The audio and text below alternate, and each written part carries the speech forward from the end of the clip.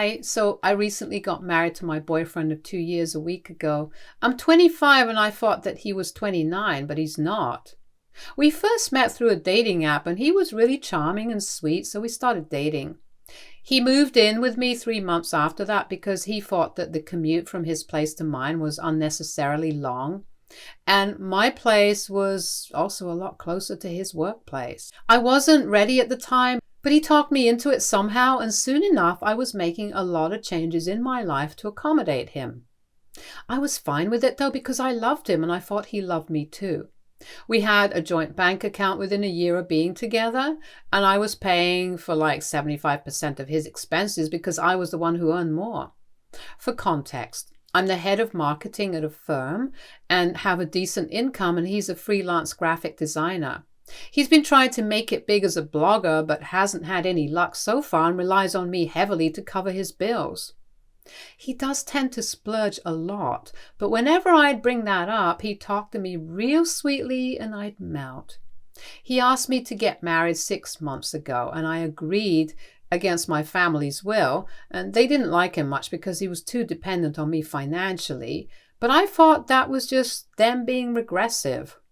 Men can rely on women financially too, so I fought with them over it and managed to get them to come around by the time we got hitched. He only has one parent that I know of, his dad, and doesn't have much family because his dad ran away from home when he got married to my boyfriend's mom. His parents got divorced when he was 13 because his mother had allegedly cheated on his dad with their neighbor. They moved away from that neighborhood afterward, and his dad took over his upbringing because apparently his mother didn't want custody of him anymore and only wanted to be with her new boyfriend. They haven't been in touch since then, and he doesn't know what she's been up to in these past years either. This is what he told me.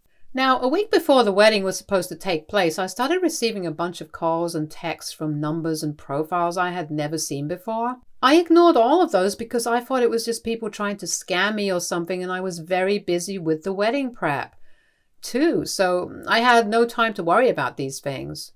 On the day before the wedding, around the evening, a woman I didn't recognize showed up at my doorstep with a letter in her hand.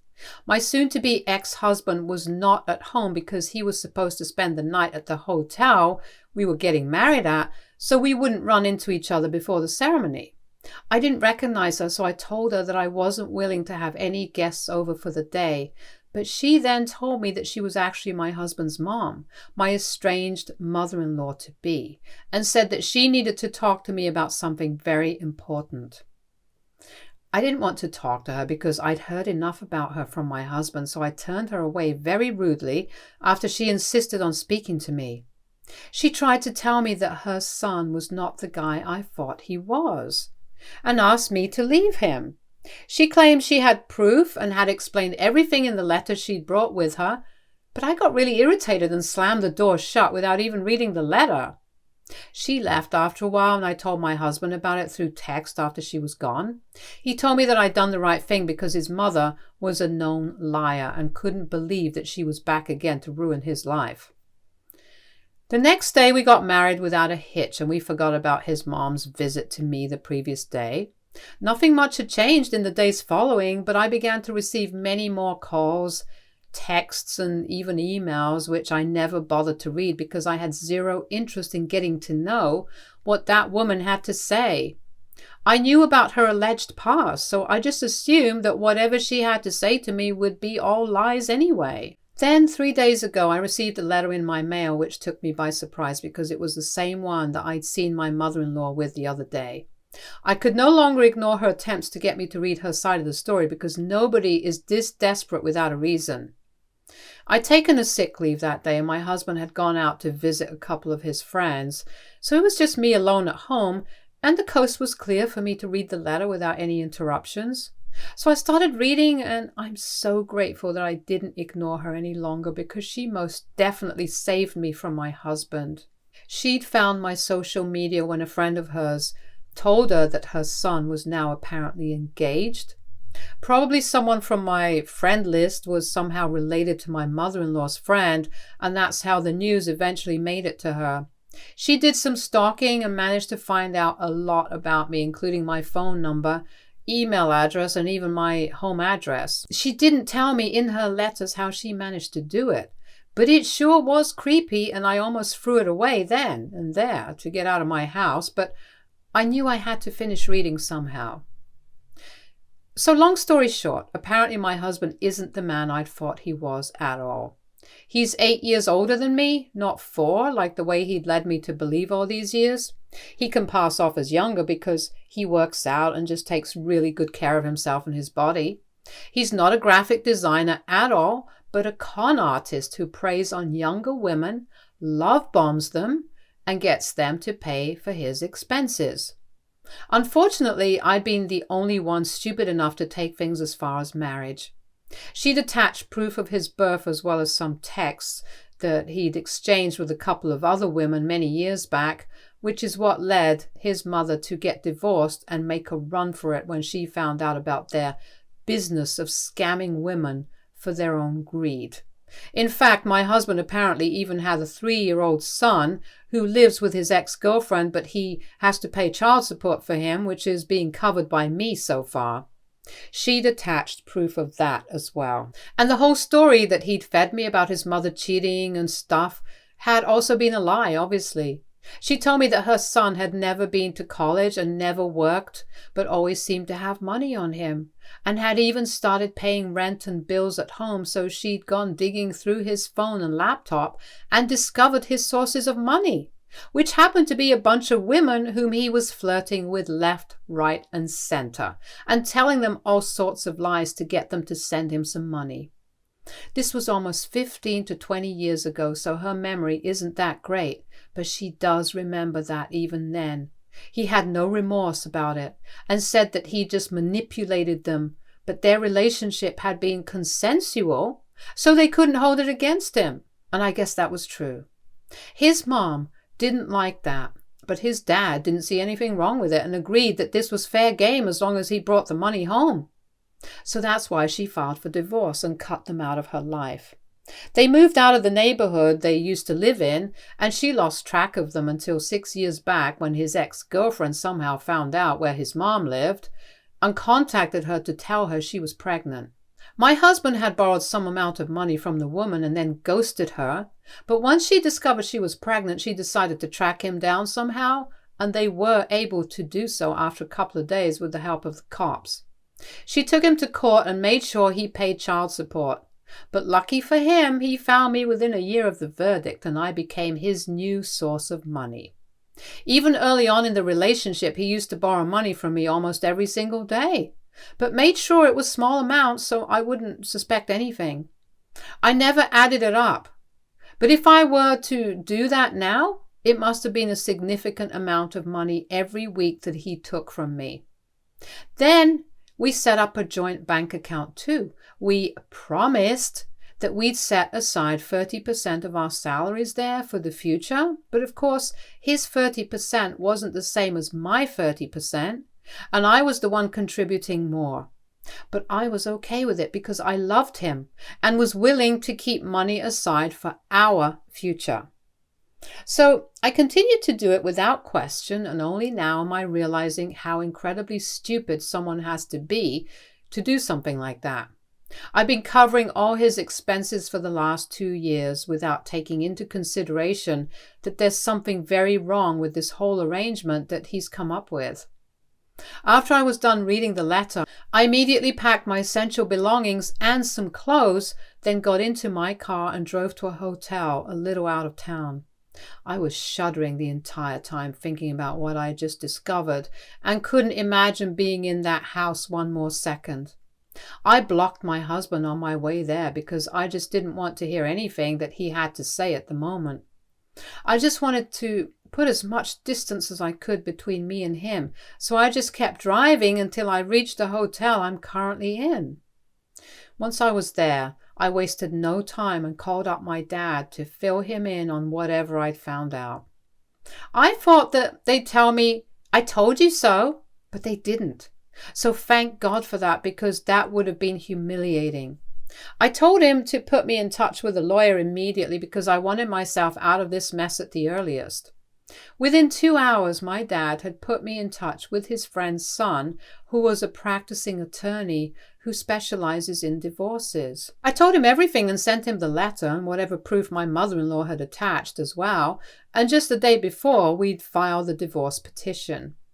In the meantime, my husband had tried every single method in existence to talk to me, from making fake profiles and texting me to using his friends' phone numbers, but none of that had worked because I hung up and blocked people like nobody's business during the last 2 days, and that brings us to today. I didn't want anyone to know where I was, so I'd only told my parents about it. But a few hours ago, I received a call from the front desk of the hotel that my husband was here to see me, and so I had to go down to talk to him. I didn't know how he'd found out where I was, but he told me that he'd visited every single hotel in the vicinity over the past 2 days to find out where I was so he could talk to me.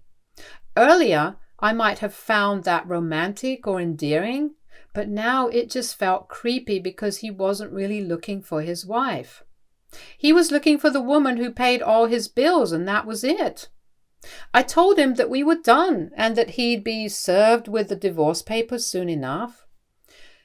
He even had the audacity to ask me why, so I told him that I'd met his mother a couple of days back and I expected him to look surprised, but instead he just laughed and told me not to believe that old kook stories, that she just had it in for him and wanted to ruin him somehow, so she was going out of her way to stir up trouble for him.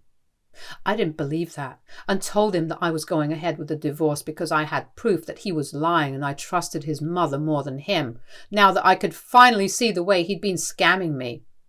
I said it out loud, and that's when he started looking really upset. He told me that I was making a mistake and that I'd regret this later, but I just stuck up my middle finger and walked off. He just texted me like an hour ago from a different number, and I finally opened the text to read it.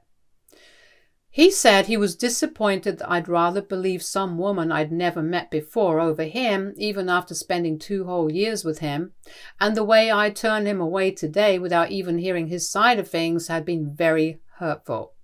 And now I don't know who's telling the truth and whom to believe. I guess he does have a point about me choosing to believe his mother over him because I haven't known her for as long as him, and neither has she tried to contact me after the day I received the letter. But that's probably because this was a last-ditch effort to get me to pay heed to her. AITA for believing my estranged mother-in-law over my husband, whom I'd been with for 2 years? Update 1. Hey, thank you so much for the response. I'm safe now, so thanks to everyone who is very worried about my safety. The hotel has pretty tight security, so nobody can get through without my prior consent.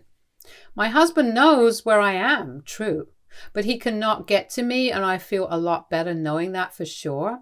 So he's been served with the divorce papers but hasn't replied to them yet because he's probably still struggling to come to terms that he's lost me for good. He'd been trying to talk to me constantly, but I'd warned him not to harass me, or I'll go to the cops, and that would be yet another feather in his cap. It's just been a week since I posted it, and I've been receiving endless legal advice and messages, but there's also been people who have called me stupid and even said that I deserved all of this for being so foolish. I'm not saying I wasn't stupid, but let me just give you guys a story about what happened to me in the past before you guys jump to conclusions about me. 5 years ago when I was 20, I started dating this guy from college who seemed to be really into me. He was a lot better looking than I was, but he was still into me for some reason. We dated for almost 1.5 years, but then I caught him cheating on me in my own apartment with a friend of mine. I broke up with him on the spot. But instead of being apologetic, he made fun of me and my looks, my weight, and even my family before he finally left. He reminded me of all my insecurities and then told me that he was too good for me anyway. It took me years to build up my self-esteem after that. And then, of course, when I met my soon-to-be ex, who practically worshipped the ground I walked on, I didn't think twice and committed to him because in my head, I wasn't worthy of any love at all. So that's what had happened in the past, and I hope that now some of you guys can make sense of why I've been ignoring all the red flags that seemed so obvious right from the beginning. I'd been willing to ignore it all because, after ages, I'd finally thought I had found a guy who loved me for who I was. Of course, it turned out not to be true, but while I was with him, I believed it and was ready to do whatever it took to be with him and make him stay. It's desperate, but that's what my last relationship did to me. I've just never had a good relationship with myself, and that's led to a lot of heartbreaks for me. This being the biggest one, so please think twice before you just say that I deserve this. I didn't, and neither does anyone else, because this feels like crap. On a better note, I did get back to my soon-to-be ex-mother-in-law. I finally opened some of the emails and texts that she'd sent me in the past before the letter and realized that she'd attached her contact info to those messages. So I reached out to her to thank her and tell her about the divorce a few days back. We've been in touch since then, and she's promised to convince my husband's ex-girlfriend to provide evidence that I'd been lied to about my husband's past to make the divorce easier. I just do not want him to get any alimony, which might happen, because he'll certainly demand it. He has barely any income in comparison to me, so I don't know. I might have to pay him. I don't want to, and my attorney has promised me that it's unlikely, but you never really know. Update 2. I recently moved out of the hotel and back in with my parents, who have been so supportive ever since I told them about the divorce. My husband doesn't know that I'm back here, but I had no other option. I can't go back home because he's still there and the hotel was getting too expensive for me. He's responded to the petition and he's demanding that I let him keep the money from our joint account in the settlement, which is absolutely not acceptable to me. We're meeting a mediator in a few days to start negotiating, but I don't think he stands a chance even. My mother-in-law has been really kind and helpful. My parents expressed their thankfulness towards her when she visited the other day along with my husband's ex-girlfriend and their son. It was so weird to meet them all in my house and felt like some strange illegal crossover. But they were nice enough, even though it was very awkward for all of us involved. She'd brought along sufficient proof to show that it was indeed my husband who was the father of their child, and it was satisfactory enough for both my attorney and I.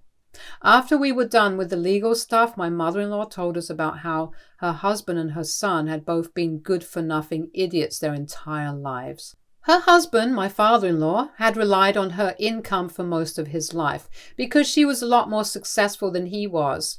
He'd been a failed copywriter in his time, just like his son was a failure as a graphic designer right now, and had relied on her, a restaurant manager. At least I earned more than her and could support her, but she didn't make enough to carry her deadbeat husband and no good son, so there were already enough problems for her to deal with without also having to worry about her son's weird knack for getting women to give him money. There were a lot of things that forced her to abandon her family, but her adult son scammed women with promises of relationships and love just for money, and her husband supporting this like it's sustainable and ethical business idea is what drove her over the edge, which was fair enough. It would drive anyone over the edge, if I'm being honest. After she left, she didn't have any contact with her son and husband until his ex-girlfriend got pregnant. She's the one who helped track him down along with the cops, and he's always been mad at her for forcing him to take accountability and be a responsible dad to the child he'd helped bring into this world. His girlfriend also seemed like a nice, capable, and independent woman. They were all sympathetic towards me, and it felt great to be understood for once instead of judged. Update 3. My soon-to-be ex-husband and I met the mediator today, and the meeting did not go over well for him. My attorney brought up all the lies he told me over the years with proof, so the scales are pretty much tilted in my favor right now. I came back home feeling quite victorious, but that feeling didn't last long because within minutes of my return, my husband was also at my door. He'd followed me home and looked furious. I refused to open the door to him, and my parents threatened to call the cops on him, but he stayed and told me that I had no right to bring up his son here because he had nothing to do with our relationship. It was so ridiculous. I almost opened the door just to slap some sense into him, but stopped myself just in time. I said I'd call the cops, so he left. but not before he kicked the door as hard as he could. It was stupid of him because that just hurt his own foot and nothing really happened to the door. But he's an idiot anyway, so I don't expect much from him. My parents have decided to amp up the security around the house because now that he knows I'm here, I'm sure he won't leave any stone unturned to get on my nerves. I don't know what joy he got out of what he did today, but he's prone to temper tantrums like any other deadbeat good-for-nothing loser, so I'm not surprised. My attorney told me that if he tries to contact me again or comes near me again, then I should record it and we'll have more evidence against him for our case. We'll also have enough cause to file for a restraining order against him, so he'll be forced to stay away from me on a more permanent basis. And I think that's a good idea. I'm hoping that he doesn't try anything funny after this, but even if he does, I'll try to capture it and get some proof of it, so getting a restraining order becomes easier for me. I'm also thinking about going public with what happened to me after the divorce is finalized, or at least the settlement is over, because I don't think anyone should go through what I did. People like him need to be named and shamed. Update 4. It's been ages since I updated you guys, but I've been busy, so I guess that's forgiven. I'm done with the divorce. It was finalized just a couple of days back, and as of today, I'm a single woman. He didn't get any alimony on account of his lies, and instead he's the one who has to pay me back the amount I spent on him throughout these years. Yay for me. I'm still in touch with his mother and his ex. We're friends and check up on each other like a support group of sorts. I'm happy that I met these women because they've been a great support system alongside my parents and friends. I've moved into a separate apartment now and I'm living on my own. It's kind of scary, but he doesn't know where I am anymore. And the security this building has is great. So I'm not too worried. Stay tuned for more stories from Argo Relationships.